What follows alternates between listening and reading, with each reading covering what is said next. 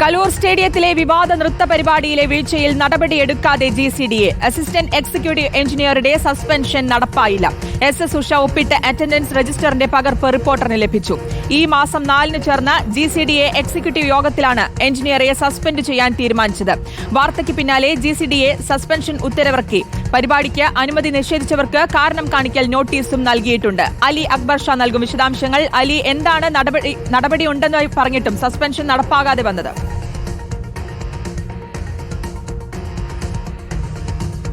ശ്രുതി പറഞ്ഞതുപോലെ ഉമാ തോമസ് MLAക്ക് അപകടം സംഭവിച്ച ഈ കലൂർ സ്റ്റേഡിയത്തിലെ ഈ വിവാദ നൃത്ത പരിപാടിയുമായി ബന്ധപ്പെട്ടാണ് ഇത്തരത്തിലുള്ള വളരെ ഗുരുതരമായിട്ടുള്ള അലംഭാവം GCDയുടെ ഭാഗത്തു നിന്ന് ഉണ്ടായിട്ടുണ്ടെന്ന് തെളിയിക്കുന്ന രേഖകൾ ഇപ്പോൾ പുറത്തു വരുന്നത്.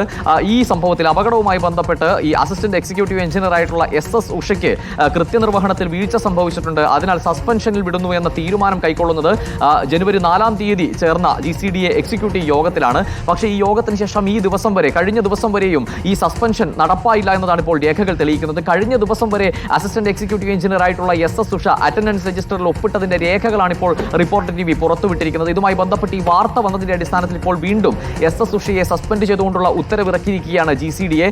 ആദ്യഘട്ടം മുതൽ തന്നെ ചെയർമാന്റെ വഴിവിട്ട ഇടപെടലുകളിലൂടെയാണ് ഈ വിവാദ നൃത്ത പരിപാടിക്ക് അനുമതി നേടിയതെന്ന് തെളിയിക്കുന്ന രേഖകൾ നമ്മൾ പുറത്തുവിട്ടിരുന്നു.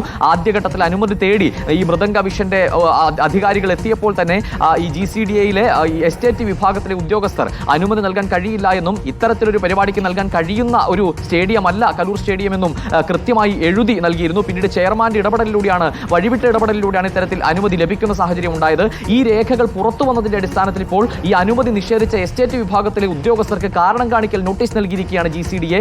ഏത് വിധത്തിലാണ് ഈ രേഖകളുടെ കളർ കോപ്പികൾ മാധ്യമങ്ങൾക്ക് ലഭിച്ചതെന്നാണ് GCDA ഉന്നയിക്കുന്ന പ്രധാന ചോദ്യം. എന്തായാലും ഈ വലിയ അപകടം സൃഷ്ടിച്ച ഈ കലൂർ സ്റ്റേഡിയത്തിലെ വിവാദ നൃത്ത പരിപാടിയുമായി ബന്ധപ്പെട്ട് മുഖം രക്ഷിക്കൽ നടപടി മാത്രമാണ് GCDA നടത്തിയതെന്ന് തെളിയിക്കുന്ന രേഖകളാണ് ഇപ്പോൾ പുറത്തു വരുന്നത്. എന്തായാലും വാർത്തയുടെ അടിസ്ഥാനത്തിൽ ഇപ്പോൾ വീണ്ടും അസിസ്റ്റന്റ് എക്സിക്യൂട്ടീവ് എഞ്ചിനീയർ ഉഷയ്ക്ക് സസ്പെൻഷൻ ഉത്തരവ് നൽകിയിരിക്കുകയാണ് GCDA. ശ്രുതി, അലി അക്ബർ ഷായാണ് വിശദാംശങ്ങൾ നൽകിയത്.